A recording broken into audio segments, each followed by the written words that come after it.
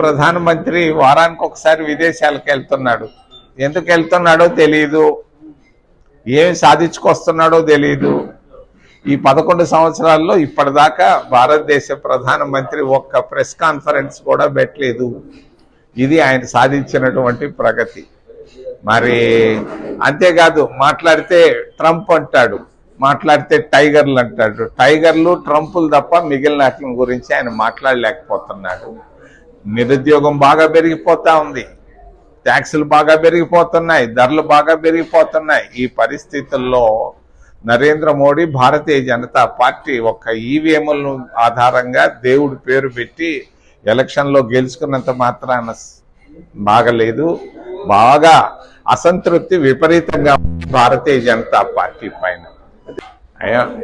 అది ఏముంది, అన్నీ అక్కడే ఉన్నాయి. ఒక 3-4 బిల్డింగులు కడతారు. 3-4 బిల్డింగులు కట్టేదానికి అదేం గొప్పగా సంకలెగరేసుకోవాల్సిన పనేమి లేదు. మరి 60,000 కోట్ల రూపాయలు అక్కడ ఖర్చు పెట్టడం అనేది పొరపాటు. మరి వికేంద్రీకరణ కావాలి, అభివృద్ధి కూడా. మరి ఒంగోలు నుంచి కర్నూలు దాకా 10 జిల్లాలు ఉన్నాయి. 10 జిల్లాలకి తలా 2-3 వేల కోట్ల రూపాయలు ఇస్తే వాళ్ళు కూడా అభివృద్ధి చెందుతారు. ఆ విధంగా కాకుండా మరి అంత డబ్బు ఉన్న డబ్బంతా 60,000 కోట్లు ఖర్చు పెట్టడాన్ని నేను ఖండిస్తున్నా. చాలా తెలివైనడు నరేంద్ర మోడీ. పొరపాట్లు చేస్తున్నాడు కానీ చాలా తెలివిగా చేస్తాడు. ఆయన ఆస్తుపాస్తుల్లో ఏమీ లేదు, బాగుంది ఆయన ఆస్తుపాస్తులు. నేను చూస్తున్నాను, చాలా భూతద్దం పెట్టి చూస్తున్నా. దానిపైన ఎవరు కామెంట్ చేయలేదు, ఈ శత్రువు కూడా కామెంట్ చేయలేడు.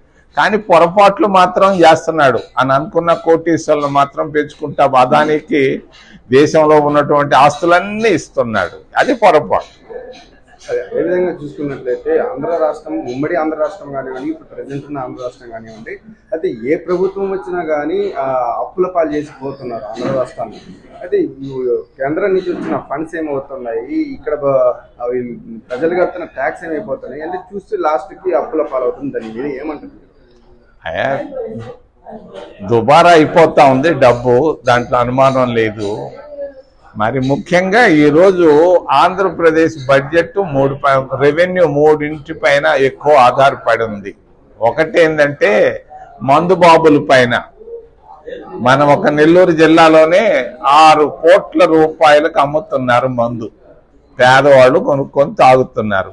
దానిపైన మరి నెలకు దాదాపుగా 180 కోట్ల రూపాయలు ఒక్క మందు పైనే వస్తా ఉంది రాబడి ఆంధ్రప్రదేశ్ రాష్ట్రానికి. రెండవది, మనం పెట్రోల్ బంకుల్లో పోయి పెట్రోల్ పట్టించుకుంటున్నాం. దాంట్లో కూడా దినానికి 10 కోట్ల రూపాయలు ఒక పెట్రోల్ బంకుల్లోనే ఆంధ్రప్రదేశ్ రాష్ట్రానికి రాబడి వస్తూ ఉంది. మూడవది, ఈ రోడ్ ట్రాన్స్పోర్టు, తర్వాత వాటిపైన జిఎస్టీ సెంటర్కి వెళ్తా ఉంది. ఏది ఎట్టాగైనా కూడా ఈరోజు రాష్ట్ర ముఖ్యమంత్రి హెలికాప్టర్లో జరుగుతున్నాడు. మరి హెలికాప్టర్లో కూడా ఆ మందుబాబుల డబ్బుతోనే ఈరోజు హెలికాప్టర్లో తిరుగుతున్నాడు. మరి ఉన్న డబ్బుని వీళ్ళు అక్కడ కడుతున్నారు. ఎక్కడ పంపిస్తున్నారు? పోలవరానికి కొంచెం పంపిస్తున్నారు, వడ్డీలు కట్టుకుంటున్నారు. చాలా అధోగతిలో ఉంది ఆంధ్రప్రదేశ్ రాష్ట్రం. కారణం ఏంటంటే మిస్ మేనేజ్మెంట్. అదేవిధంగా జగన్మోహన్ రెడ్డి గారు అసెంబ్లీకి వెళ్లకుండా నేను మీడియా సమావేశంలో నేను ప్రశ్నిస్తాను. ఆయన రాజకీయాల్లోకి వచ్చినప్పుడు నేను చాలా సంతోషపడ్డా. వాళ్ళ ఆయన కంటే ఇంకా బాగా మంచి పనులు చేస్తాడని అనుకున్నాను. కానీ ఆయన చేయలేకపోయాడు, విఫలమయ్యాడు. ఎందుకు? వాళ్ళ ఆయన పేరు పెట్టి డబ్బు సంపాదించాడు. ఆయన ముఖ్యమంత్రిగా డబ్బు సంపాదించాడు. ఈ డబ్బు సంపాదించడంలో ఆయన పొరపాట్లు చేసి ఆయన పూర్తిగా ఫెయిల్ అయ్యాడు. సిబిఐ వాళ్ళు 11 కేసులు పెట్టారు ఆయన పైన. ఆయనకు కూడా ప్రజలు ఇచ్చిన తీర్పు కూడా 11 అసెంబ్లీ సీట్లే ఇచ్చారు.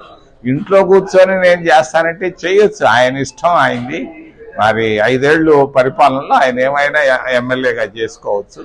దాని గురించి ఆయన ఇష్టం అయింది. ప్రతి ఒక్కరికి ఫ్రీడమ్ ఉంది. ఆ ఫ్రీడమ్ ప్రకారంగా ఆయన చేసుకుంటారు. ప్రస్తుతం టీడీపీ అధికారంలో ఉంది. అయితే అధికారంలోకి రాకముందు ఇచ్చిన హామీల సూపర్ 6 పథకాలు కానివ్వండి, ఇవన్నీ ఏమి ఇప్పటి వరకు ఒకటి కూడా అమలు చేసినట్టు లేదు. అంటే బస్సు ఫ్రీ బస్ అని చెప్పారు, ఆడవాళ్ళకి 1500 చెప్పారు. ఇవన్నీ ఏం అమలు చేయలేదు. దాని మీద మీ కామెంట్స్ ఏంటి? ఆయన చంద్రబాబు నాయుడు మాటలు చెప్పాడు. ఎన్నికల ముందు ఓట్లు వేయించుకున్నారు. మరి ఓట్లు వేయించుకున్న తర్వాత ఆయన ఎవరు అడగలేదు ఆర్టీసీ బస్సులో ఫ్రీగా సౌకర్యం ఇవ్వమని. ఇస్తానని చెప్పాడు. ఇచ్చినప్పుడు రాష్ట్ర ముఖ్యమంత్రిగా మాట పైన నిలబడాలి. మాట పైన నిలబడలేదు. ప్రతి ఆడబిడ్డకు 1500 ఇస్తా అన్నాడు. ప్రతి ఇంటికి ప్రతి ఆడబిడ్డకి మహిళకి ఈరోజు దాదాపుగా 15,000 రూపాయలు ఇవ్వాలి. కానీ ఆయన 50 పైసలు ఇవ్వటం లేదు. మరి రైతు బంద్ అన్నాడు. వాళ్ళకు కూడా 10,000 రూపాయలు 20,000 రూపాయలు ఇస్తా అన్నాడు. అది కూడా బంద్ అయిపోయింది. చెప్పిన మాటపై నిలబడలేకపోయినాడు. ఆయన పరిస్థితి కూడా చాలా బలహీనంగా ఉంది గ్రామాల్లో.